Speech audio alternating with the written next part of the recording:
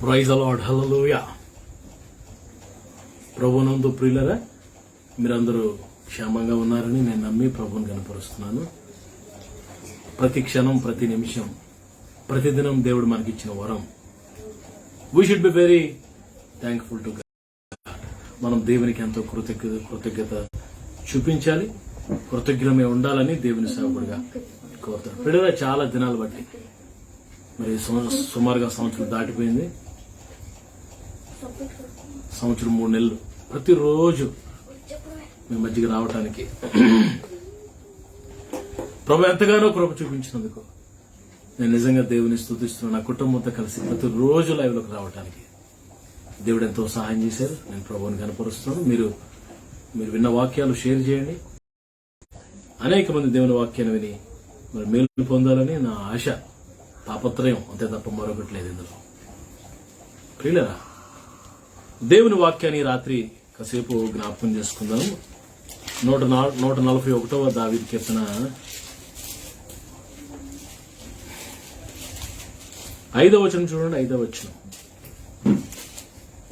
141వ దావీదు కీర్తన 5వ వచనం. నీతిమంతుడు నన్ను కొట్టుట నాకు ఉపకారము. దావీదు అంటున్నాడు, నీతిమంతుడు నన్ను కొట్టుట నాకు ఉపకారం. వారు నన్ను గద్దించుట నాకు తైలాభిషేకం. వారు నాకు గద్దించటం నాకు తైలాభిషేకము. నేను అట్టి అభిషేకమును త్రోసివేయకుందును గాక. నేను అలాంటి అభిషేకాన్ని త్రోసివేయకుందును గాక. వారి దుష్టక్రియలను. పిల్లలు, ఇక్కడ మనం చూస్తే దావీదు ఒక నూతనమైన, ఒక శ్రేష్టమైన, ఒక గొప్ప అనుభవాన్ని అభిషేకం గురించి మాట్లాడుతున్నాడు. ఏంటి అభిషేకం? గద్దింపు అభిషేకం. అయ్యో, నేను ఇప్పుడు వెళ్ళలే అనుకుంటున్నారా? ఇది అభిషేకం. నీతిమంతులు, మరి దైవజనులు, ఆత్మీయ నాయకులు, నీ స్పిరిచువల్, నీ కాపరులు నేను గద్దించుట నీకు తైలాభిషేకం. It's anointing, it's a blessing. గద్దింపు అనే మాట, గద్దించుట. ఈ దినాల్లో ఒకప్పుడు, ఒక 25 years బ్యాక్, 20 years బ్యాక్ దేవుని సేవకులు గద్దించినప్పుడు చక్కగా లోబడేవారు, చక్కగా విధేయత చూపించేవారు, చక్కగా మౌనంగా భరించేవారు, లోబడేవారు, మరి దైవజనుడు చెప్పినట్టు చేసేవారు. ఇప్పుడు గట్టిగా గద్దిస్తే ముఖం చాటేసుకుని, ముఖం మార్చుకుని, ఇక దైవజనుడు ముఖం చూడకుండా, తగ్గించుకోకుండా వేరే మందిరానికి వెళ్ళిపోయి, వేరే ఎక్కడికో వెళ్ళిపోయి, లేదా గద్దింపు. దావీదు అంటున్నాడు, అట్టి అభిషేకాన్ని నేను త్రోసివేయకుందును గాక. ఇది ఒక అనుభవం. ఈరోజు దేవుని బిడ్డలు, దేవుని సేవకులు నిన్ను నన్ను గద్దిస్తున్నప్పుడు మనం లోబడుతున్నామా? పిల్లరా, ప్రభు అంటారు కదా సామెతల గ్రంథంలో 1వ అధ్యాయం 23వ వచనం చూడండి. 1:23 చూడండి. నా గద్దింపు విని తిరుగుడి. ప్రభు అంటాడు, నా గద్దింపు విని తిరుగుడి. ఆలకించుడి, నా ఆత్మను మీ మీద కుమ్మరించుడి. నా గద్దింపు విని తిరుగుడి. నా గద్దింపు విని టర్న్ టు మీ, నా వైపు తిరగండి. మీ మీద నా ఆత్మను కుమ్మరిస్తాను. ఎవరైతే గద్దింపును విని ఆలకించి తిరుగుతారో వారి మీద దేవుడు తన ఆత్మను, పరిశుద్ధాత్మను కుమ్మరిస్తాడు. గద్దింపు.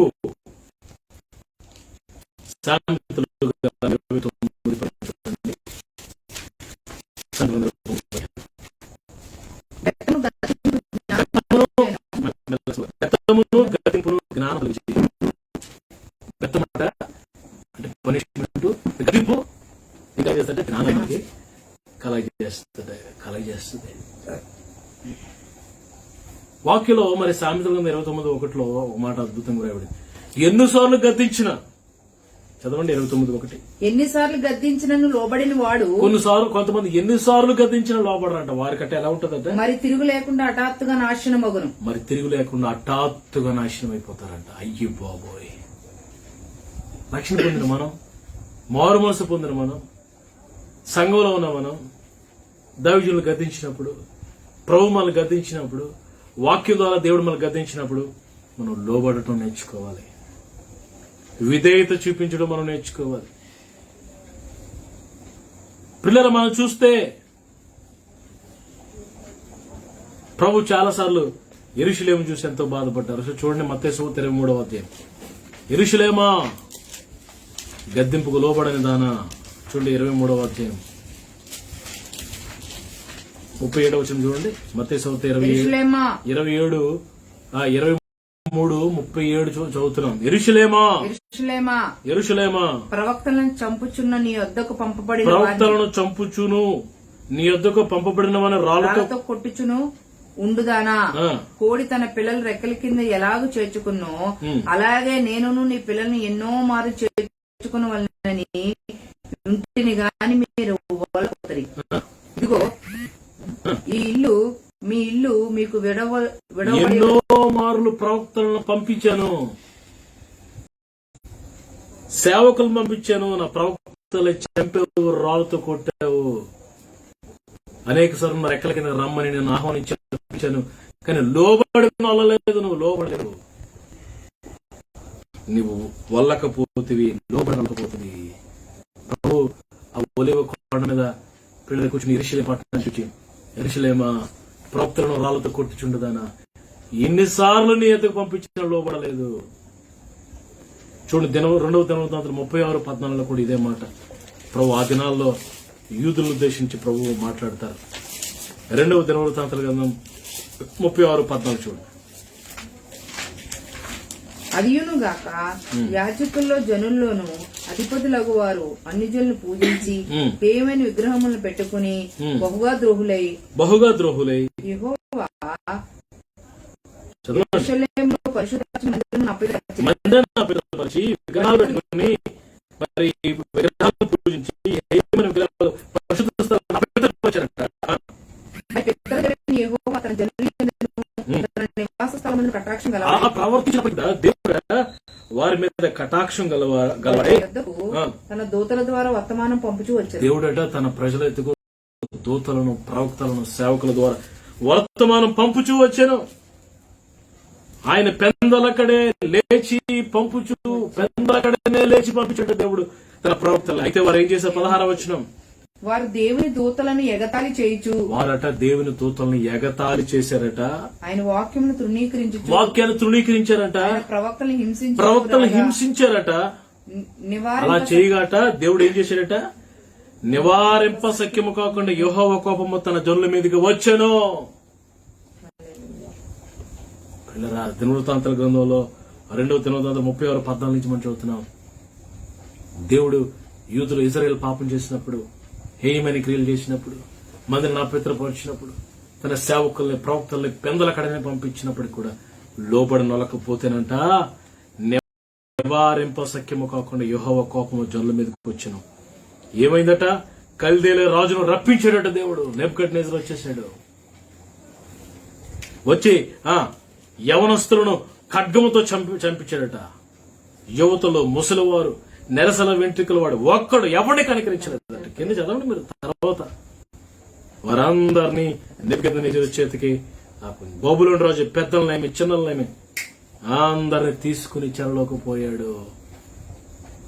ఇక్కడ ప్రభు యొక్క ఇంటెన్షన్ ఏంటంటే, నా ప్రవక్తలు పంపించాను, నా సేవకులను పంపించాను, గద్దించాను నిన్ను, కానీ నువ్వు లోబడనొల్లకపోతేవి.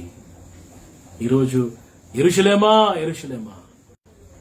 నువ్వు లోబడలేదని ప్రభు బాధపడుతున్నాడు. ఈరోజు గద్దింపు అనే అభిషేకాన్ని నువ్వు త్రోసి వేయకూడదు. గద్దింపును అంగీకరించాలి.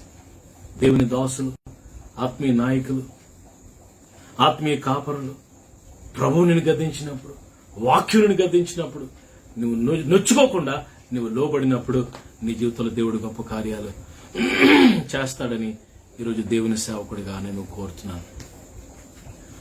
దేవుని వాక్యంలో దావీదు అనే మహారాజు ఉన్నాడు. ఆయన మరి గద్దించినప్పుడు, నాతాను అనే ప్రవక్త దావీదుని గద్దించినప్పుడు ముఖం మార్చుకోలేదు, ప్రవక్తని శిక్షించలేదు, ప్రవక్త మీద ఎదురు తిరగలేదు, తగ్గించుకుని నేను పాపం చేశాను. చూడండి 2వ సాముయేలు గ్రంథము 12వ అధ్యాయం మనకు కనబడుతుంది అన్నమాట. 2వ సాముయేలు గ్రంథము 12వ అధ్యాయం 7వ వచనం చూడండి ఒకసారి. 12:7 చూడండి. నాతాను దావీదును చూచి ఆ మనుషుడు నీవే. ఇజ్రాయేలు దేవుడని యెహోవా సెలవిచ్చినది ఏమనగా, పిల్లరా, ఆ మనుషుడు నీవే అని మరి నాతాను చెప్పినప్పుడు దావీదు పిల్లరా ఏం చేశాడు తెలుసా? పిల్లరా, కిందన పడి ఏడవటం. 13 వచనం, నేను పాపము చేసి తినని దావీదు నాతానుతో అనగా, నేను పాపము చేసి తిని, I have done a sin. ప్రవక్త గారు, నేను పాపం చేశాను, నేను చావకుండా యెహోవాను వేడుకో అని నాతానుని పంపించి, నాతాను ఇలా వెళ్ళిపోగానే తలుపు వేసుకుని ఏం చేశాడు తెలుసా? దావీదు ఏడవటం ప్రారంభించాడు. అది కీర్తన 51వ అధ్యాయం 1 నుంచి చివరి వరకు ఉంటుంది, చదవండి. 51వ కీర్తన పైన ఉంటది, బెత్షెబా దగ్గర నుంచి చదవండి అన్నమాట. కీర్తన గ్రంథం 51వ అధ్యాయం, క్లియర్లీ రిటన్ హియర్. పైన 51వ అధ్యాయం పైన ఉంటుంది. గాయకునికి దావీదు బెత్షెబా యొద్దకు వెళ్లిన తర్వాత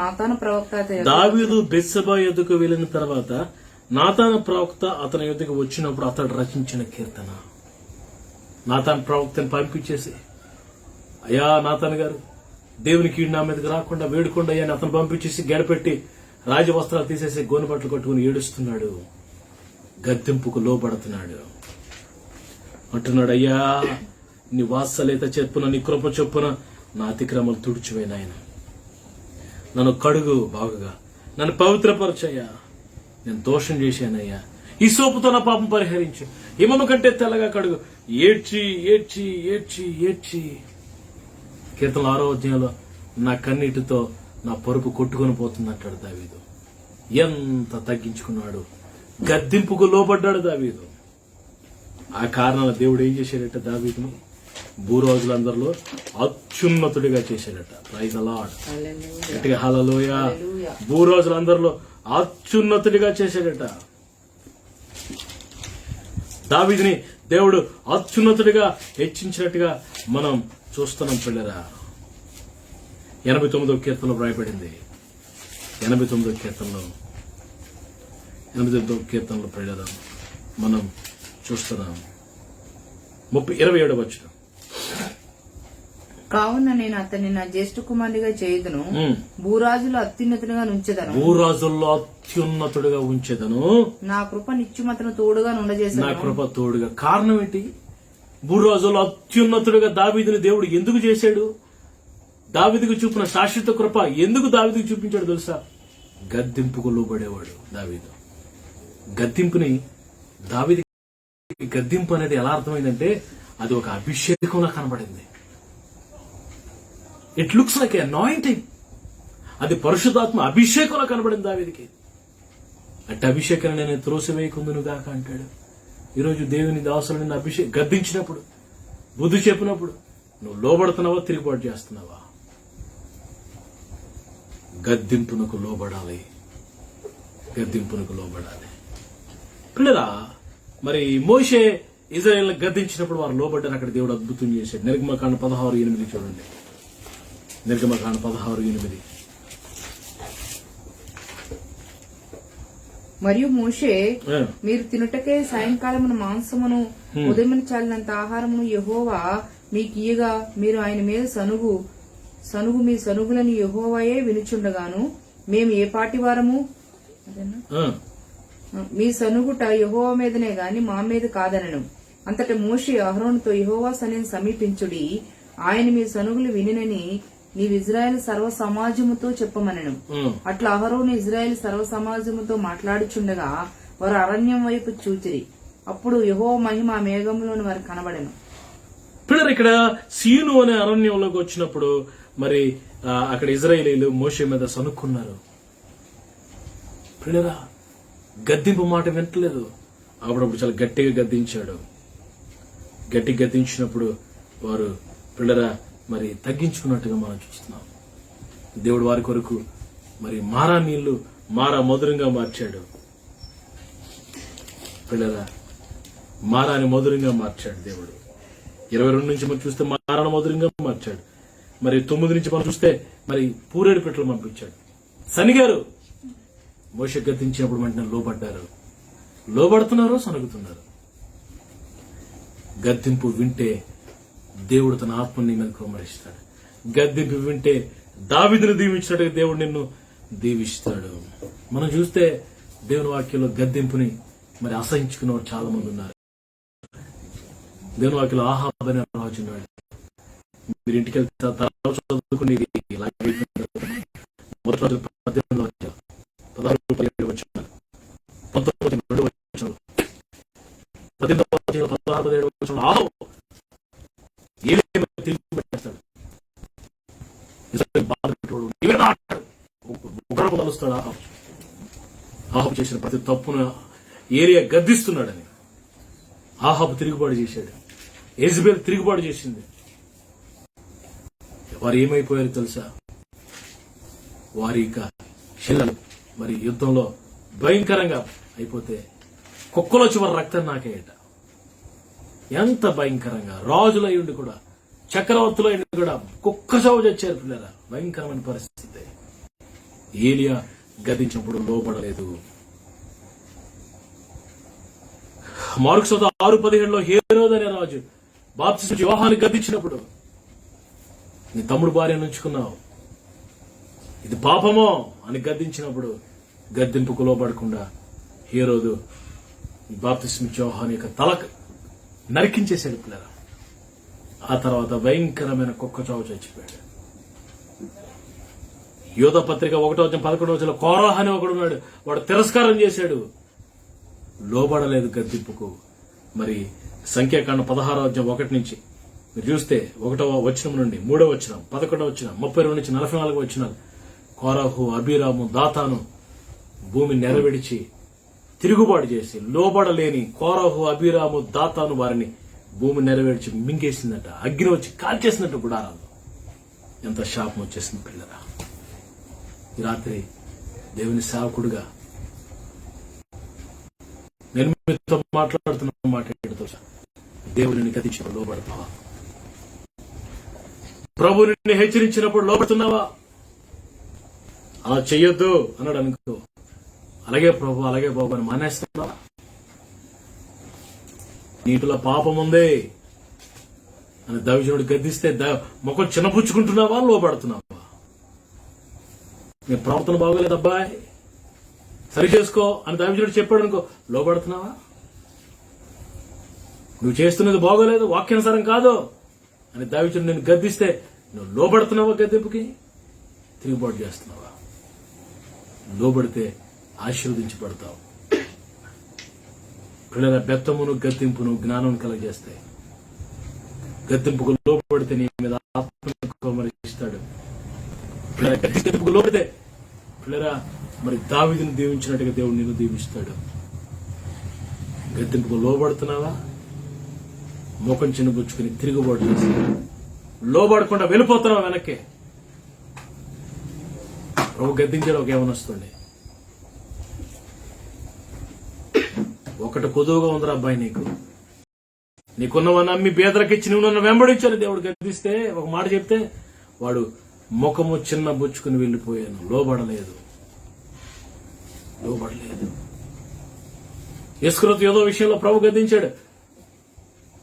ముక్క పుచ్చుకొని నేనా నేనా నేనంటే నీవే స్నేహితుడా అనేసరికి గద్దింపు లోబడకుండా ముఖం చిన్న బుచ్చుకుని వెళ్ళిపోయి ప్రభుని అప్పగించాడు.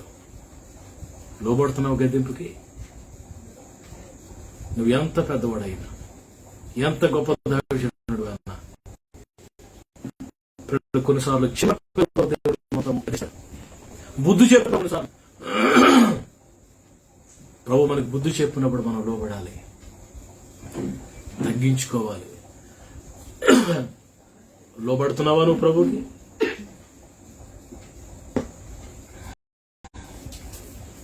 దావీదు అంటున్నాడు, నీతిమంతులను కొట్టుట నాకు మేలు.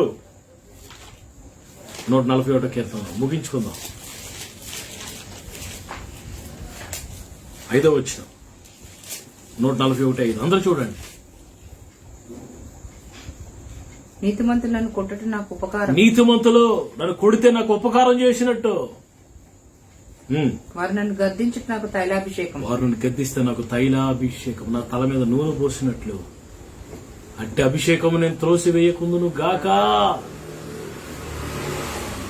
ఏ మనసండి దావీదు. ఎలాంటి తగ్గింపు మనసు అండి. చక్రవర్తి అయ్యండి, యుద్ధ వీరుడయ్యండి, మొదలు గాయకుడయ్యండి, ప్రవక్త అయ్యండి, గొప్ప చక్రవర్తి రాజు అయ్యండి. ఎంత తగ్గించుకుంటున్నాడండి. మనం కూడా అలాగే తగ్గించుకోవాలి. ఇప్పుడు దైవజనుడు గద్దించినప్పుడు వాక్యం ద్వారా దేవునితో మాట్లాడుతున్నాడు. ఈ పాస్టర్ ఎప్పుడు ఇంతే, నా గురించే వాక్యం చెప్తున్నాడు ఎందుకనండి? ప్రభు నీతో మాట్లాడుతున్నాడు అనుకోవచ్చు కదా. పరిశుద్ధాత్మ దేవుడిని దర్శిస్తున్నాడు కదా. గద్దిస్తున్నప్పుడు ఎందుకు తిరుగుబాటు చేస్తున్నావు? చిన్నపిల్లలు, యవనస్తులు, సహోదరి సహోదరులు, సంఘ పెద్దలు, సేవకులు, దైవజనులు, సువార్థికులు, నాతో కలిసి మనం అందరం కలిసి దేవుని గద్దింపునకు, దైవజనుల గద్దింపునకు, వాక్యపు గద్దింపునకు, ఖండింపునకు లోబడుదుము గాక. దేవుని ఆశీర్వాదం మనం పొందుతాము గాక. ఆమేన్. ప్రార్థన చేస్తాం. తలలో ఉంచండి. అందరూ తలలో ఉంచండి, కళ్ళు మూసుకోండి. ఒక్కసారి ఆలోచించు, ఎన్నిసార్లు గద్దింపుకు తిరుగుబాటు చేశావు? ఎన్నిసార్లు లోబడడం లేదు? పెందల కడనే ప్రవక్తలు పంపించాను నీ దగ్గరికి, తిరుగుబాటు చేయలేదా? వాక్యానికి లోబట్టలేదు. అసలు వాక్యానికి లోబడే మనస్సు నీలో లేదు. అన్ని నాకు తెలుసు అనుకుంటున్నావు. ఓస్, పర్వాలేదు, జాగ్రత్త. ఉగ్రత తీర్పు రాకముందే వడివడిగా వస్తున్న దేవుని ఉగ్రత, దేవుని తీర్పు వడివడిగా రాబోతుంది. దానికి ముందే లోబడి, తగ్గించుకుని గద్దింపుకు లోబడి, చిన్న బిడ్డలా కన్నీరు కార్చి నువ్వు కనికరించబడవచ్చు. యెరూషలేము చూచి ప్రభువు అన్నాడు, యెరూషలేమా, నువ్వు చాలా సౌందర్యంగా కనబడుతున్నావు, కానీ నువ్వు చాలా మార్లు తిరుగుబాటు చేశావు. నేను పంపించిన ప్రవక్తలు రాళ్ళతో కొట్టావు, సేవకులను పంపించిన చంపావు. అయినా నేను క్షమించి చాలాసార్లు రెక్కల కింద రమ్మని అడిగాను, కానీ నువ్వు రా నొల్లకుంటివి, లోబడ నొల్లకుంటివి. యెరూషలేమా, నీకు ప్రమాదము. టైటస్ రాబోతున్నాడు 70 BCలో, 70 ADలో, 70 ADలో రాబోతున్నాడు టైటస్. జాగ్రత్త. అందరినీ తీసుకుని వెళ్లి సిలువేసేసేట, చిన్నపిల్లలు, పెద్దలు అందరినీ సిలువేసి కొట్టేసేట టైటస్. గాడిద డెక్క మునిగిపోయిందంట. యెరూషలేము వీధులంటే రక్తమే. కారణం లోబడలేదు. ఎన్నిసార్లు గద్దించినా లోబడకపోతే మరి హఠాత్తుగా నాశనం వస్తుందట. ఓ నో, వద్దు, లోబడదాం దేవునికి. నీ మీద ప్రభు పెట్టిన ఆత్మీయ కాపరికి లోబడు. ప్రభుని దీవిస్తాడు. పరిశుద్ధుడైన తండ్రి, ఘనమైన తండ్రి, రాత్రి మీరు మాతో మాట్లాడారు. నీతిమంతులు నన్ను కొట్టుట ఉపకారమని, వారు నన్ను గద్దించుట నాకు తైలాభిషేకమని, అట్టి అభిషేకమును నేను త్రోసివేయకుందును గాకని దావీదు చెప్తున్నాడు. ఒక నూతనమైన అనుభవాన్ని రాత్రి మేము చూసాం. అయ్యా, మీరు గద్దించిన, కళల ద్వారా, దర్శనం ద్వారా గద్దించిన, వాక్యం ద్వారా మమ్మల్ని మనకు బుద్ధి చెప్పి గద్దించిన, సేవకుల ద్వారా మమ్మల్ని గద్దించిన, అది అభిషేకం అని మేము, అది ఒక గొప్ప అభిషేకంగా మేము తీసుకున్న భాగ్యం దయచండి. లోబడటం మాకు నేర్పించండి. ఈ రాత్రి నీ ప్రజలను ఆశీర్వదించండి ప్రభా. భయంకరమైన కరోనా కోరల్లోంచి మమ్మల్ని విడిపించావు. ఆ భయంకరమైన పరిస్థితుల నుంచి మమ్మల్ని విడిపించావు. నీకు వందనాలు. మరి అన్నాడు, త్వరడు రాకుండా చేయండి ప్రభా. పసిపిల్లల్ని, యవనస్తుల్ని, వృద్ధులైన సహోదరి సహోదరుల్ని, సేవకుల్ని అందరినీ మీ కృపగల హస్తాలకు అప్పగిస్తున్నాను. ఏ వైరస్, ఏ తెగులు మా గుడారాలను సమీపించకుండా ఉండును గాక. Father bless you children. తండ్రి, మేము లోబడదుము గాక. తండ్రి, నాయన ఇలాంటి పరిస్థితులు నాయన మేము లోబడాలని పంపించావు, మేము తగ్గించుకోవాలనే పంపించావు. మాకు సమయం ఇచ్చావు నాయన మేము సమర్పించుకోవడానికి. అనేక మంది లోబడ్డారు. కొంతమంది ఇంకా మెడ వంచని వారిగా ఉన్నారు. కొంతమంది ఇంకా స్టెఫ్ నెక్కడిగా ఉన్నారు. లోబడ లేని ప్రజలుగా ఉన్నారు. వారిని క్షమించి బుద్ధి చెప్పి సరిచేయండి తండ్రి. ఎవరిని మరణానికి అప్పగించొద్దు తండ్రి. ఎవరిని కరోనా చేతికి అప్పగించొద్దు ప్రభా. ఇప్పటికే చాలా కుటుంబాలు ప్రభా అనాథలైపోయాయి. ఆ కుటుంబాలు మీరు దర్శించండి. నీ కృపకు బిడ్డలందరినీ అప్పగిస్తూ ప్రభా, ఈ రాత్రి లైవ్ దీవించినందుకు వందనాలు. ఈ సందేశం అనేక దీవెనకరంగా చేయమని మహిమ ఘనత ప్రభువునికి అర్పిస్తున్నాను. మీ చేతులకు అప్పగిస్తున్నాను. తండ్రి, మా తండ్రి దేవుడు ప్రేమ, కుమారుడు రక్షకుడు, పరిశుద్ధాత్మ చూడండి. ఆయన గద్దెపులకు లోబడేవారుగా మనందరినీ సిద్ధపరచండి. ప్రైజ్ ది లార్డ్ అండి. దేవునికి మహిమ కలుగును గాక. మరి ప్రతిరోజు లైవ్లోకి వస్తున్నారు. మీరు విన్న ఈ లైవ్ షేర్ చేయండి. అనేక మంది దీవెన పొందేలాగా ఇంకోసం ప్రార్థన చేస్తున్నాం.